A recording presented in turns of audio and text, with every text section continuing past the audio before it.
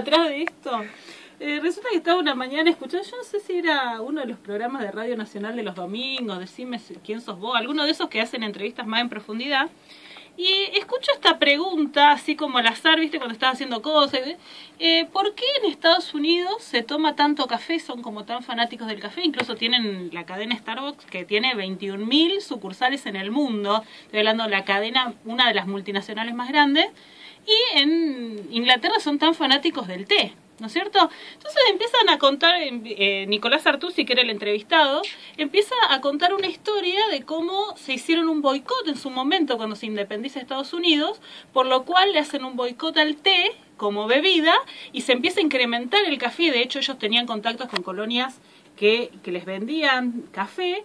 Y en la Inglaterra victoriana se empieza a publicitar esto de que la reina se sentaba a tomar el té, y que el té de la reina y no sé qué, y se hace como el fanatismo por el té. Pero esta historia, digo, mira vos, como no sabemos por qué es más, en un país es más, digamos, tradicional una bebida que en otra. Y me empiezo a meter un poquito más en esta historia del café a ver qué más hay atrás. Resulta que Nicolás Artusi, que es un periodista argentino que se ha especializado en café, de hecho, patentó para sí mismo la marca Sommelier del Café. Tiene una página donde comparte sobre distintas variedades de café, cómo prepararlo, de lo que podés conseguir, lo que se te ocurra sobre el café, da cursos. Y el año pasado o el anteaño, no sé si es 2014, 2015 o 2013, que sale un libro que se llama Café, la historia de la bebida más amada y odiada, desde Etiopía a Starbucks.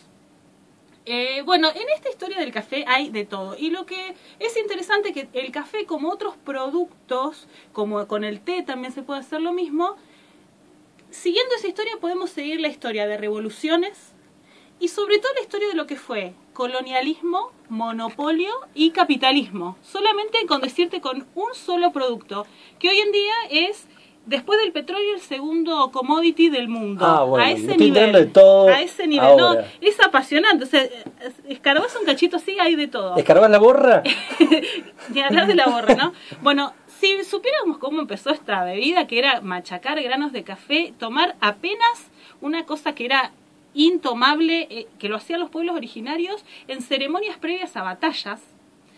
Y esto, una vez, granos que quedaron caídos al fuego, como y son medios míticas esta historia también, le agregan, ¿no? Un poquitito que quedan más lindas. Que a alguien se le cayó unos granos al fuego y dio un olor muy particular, por lo cual a partir de ahí se empezó, bueno, a evolucionar esta bebida. Pero haciendo un salto en la historia, uno de los primeros lugares fue Etiopía, que tuvo como sede la revolución a causa del café. Después Arabia durante mucho tiempo tuvo el monopolio del café hacia Europa, le vendía granos pero no le vendía plantas.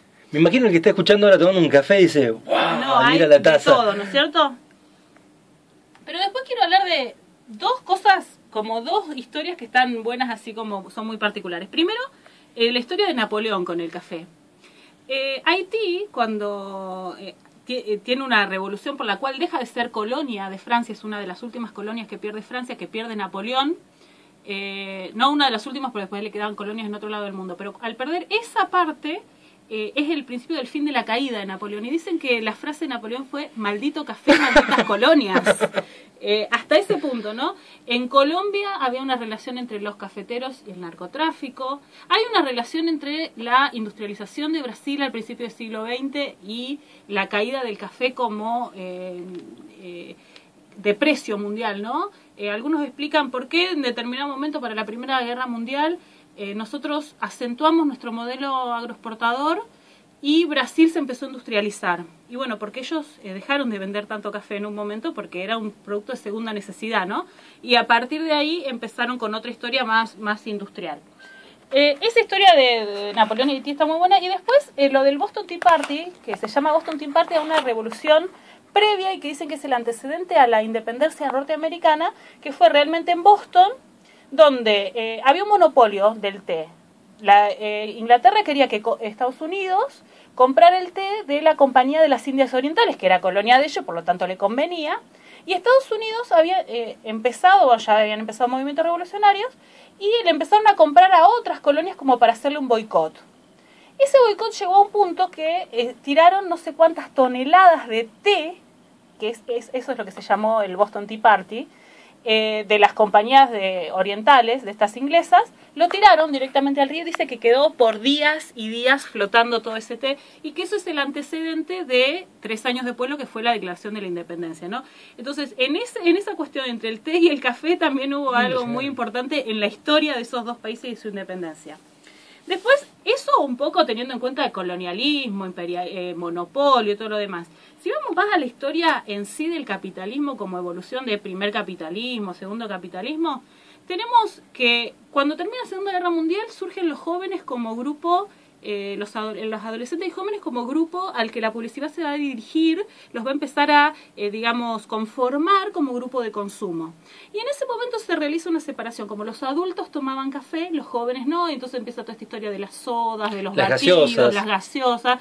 Estoy hablando de Estados Unidos, ¿no?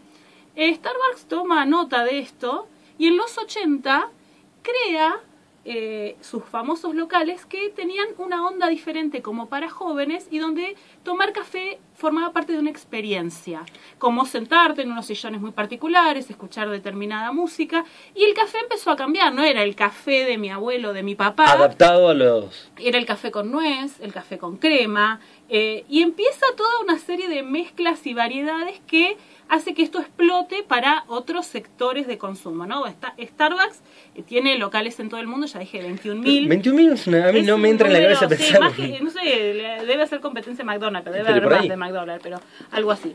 Y ahora, actualmente estamos en lo que es una tercera etapa, ¿sí? La primera etapa, bueno, digamos a principios del siglo XX, toda esta cuestión de la expansión del café como bebida en todos los hogares, digamos. Después tenemos esta etapa más de Starbucks, de los locales, el tomar el café como experiencia, del café mezclado con otras cosas, con crema, con canela, capuchino, con nuez, con lo que se te ocurra, el café para llevar, el famoso tarrito, que ahora es más popular, ahora lo empezamos a ver acá, pero en Estados Unidos como que empezó esto hace 20 años, un poco más. Actualmente, no sé si has visto estas cafeteras de Nespresso, donde solamente se puede meter una pastillita que también es de Nespresso. Bueno, esto es como la tercera etapa de esta industria capitalista del café, que es como el expertise, ¿no? Hay locales muy exclusivos en distintas capitales, ciudades del mundo, donde los que van son gente que sabe un poco más de café, que busca la experiencia de la mezcla, que busca tal variedad de café colombiano o de café de tal lugar o brasilero, lo que fuera, tal mezcla, tal variedad, tal modo de preparación, como una cosa de sommelier, digamos, y se empieza a instalar lo que hace 25 años fue con la industria del vino. ¿Viste? De hace 25 o 30 años uno iba a un lugar y el vino de la casa, digamos. Ahora hay toda una cultura del vino, de las variedades, de saber un poco más, y eso mismo se está intentando hacer con el café. De hecho, en Argentina se ha abierto mucho el mercado de traer distintas variedades. Uno no solamente encontrás el espresso común. Hasta hace unos años Argentina entraba, el 80% de café era de la peor cosecha de Brasil. Por eso dicen que el cortado en Buenos Aires surgió para poder tapar un poco el amargo de que se tostaba con azúcar, incluso porque eran esos granos ya los más malos. Que ese es el tradicional café, digamos, que se importaba a la Argentina. Derribando mitos se llama el de hoy, ahora esto se abrió un montón. Uno puede, incluso en negocios de scale podemos encontrar que traen café colombiano, café brasilero de tal región, de tal variedad. Bueno, esto ya tiene todo un montón de categorías, que como decirte un Malbec, un Merlot. Y se empieza, ¿esto qué enganche tiene? Que es un pequeño placer que se puede dar casi cualquiera, porque no es excesivamente caro, no te estoy hablando de irte 15 días a las Bahamas, sino de tomarte un cafecito con tal cosa particular, especial. Y estos locales se están abriendo en distintas capitales. Estamos hablando ya de el bebedor de café como experto, como ya buscando una diferencia, una cosa especial y particular y única casi en ese café que va a tomar. Lo que es en Nespresso es una genialidad parecida a la de Apple, que es que sus cafeteras solamente entran sus cafés, su pastillita de café. Entonces es algo que es ultra exclusivo. Vos, si querés tomar ese café, que de hecho si yo voy a un supermercado ahora las veo, las cajitas del café con no sé qué, el café con no sé qué, 5 variedades de café en una sola caja, pero tenés que tener la cafetera para tomarlo, ¿no? Bueno, eso es, esa, viste, es como... el anzuelo para que te... No, No, y esa es la evolución del capitalismo. Primero la expansión de un producto a lo más popular como el café común, digamos, y ahora la especialización, como buscarle una nueva vuelta de tuerca a ese mismo producto, un nuevo mercado, una nueva forma de consumo. Bueno, en esta columna siempre hablamos de cómo nos atraviesa la cultura y siempre terminamos con la economía, ¿no? Y cómo la economía nos determina pautas de consumo, costumbres, gustos, y las cosas que sin darnos cuenta se nos van haciendo carne, no nos damos cuenta, y se hace costumbre y se forma una moda, y de golpe pasa esto, es un fenómeno, se convierte en un fenómeno, ¿no? Y todos lo hacemos, no sabemos de dónde surgió. Eso es el fenómeno Nespresso, que es como el más actual.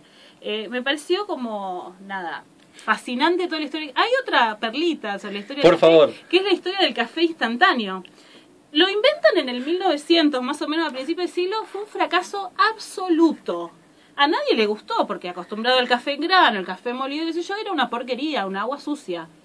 Fracaso total para el que inventó eso. ¿Qué pasó? Primera Guerra Mundial, las trincheras. Facilísimo. Rápido. Entonces empezó a... Eso tuvo esa salida, ese negocio fallido al principio del siglo, ahí nomás en la Primera Guerra tuvo su salida en las trincheras, y en 1930 Nestlé, que le decían el tonto de la casa, vio, digamos, dijo, pero esto lo puedo llevar a todos los hogares, y ahí empezó todo el negocio del café instantáneo, que digamos que a consumo en masa es una de las cosas que más se consumen, porque no en todas las casas hay cafetera, ni para café molido y todo eso, pero...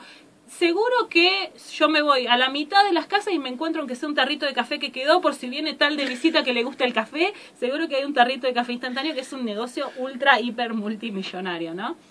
También me interesa mucho la relación, tantas revoluciones atrás de esto, la revolución del Salvador también, atrás están los cafeteros, un montón de situaciones así como históricas. Entonces, en una sola cosa, en una bebida, en algo tan simple como un granito, eso, pudimos como ampliar al universo de lo que fue, no sé, el colonialismo, el monopolio, el capitalismo, un montón de revoluciones. La verdad que me pareció fascinante. El libro, de hecho, lo vi en Macayo hace unos meses, no sé si todavía está. Es de Nicolás Artusi, repito, de la editorial Planeta. Lo recomiendo, lo he escuchado a él en una entrevista radial. Leí una entrevista que también él cuenta cómo llegó al café, porque es un periodista que, general, digamos, que se empezó a especializar en eso. Y cómo tiene ya, digamos, un negocio atrás con todo esto. De hecho, imagínate patentar la marca Sommelier del café. Hay un libro ahora, Sommelier del té, le han copiado. Pero porque Sommelier no le decíamos a los de vino, digamos. Claro. Entonces él tuvo es un hombre joven, tendrá 40, 42 años por ahí. Y es muy interesante cómo lo cuenta y cómo lleva estas distintas cosas. Y me parece increíble.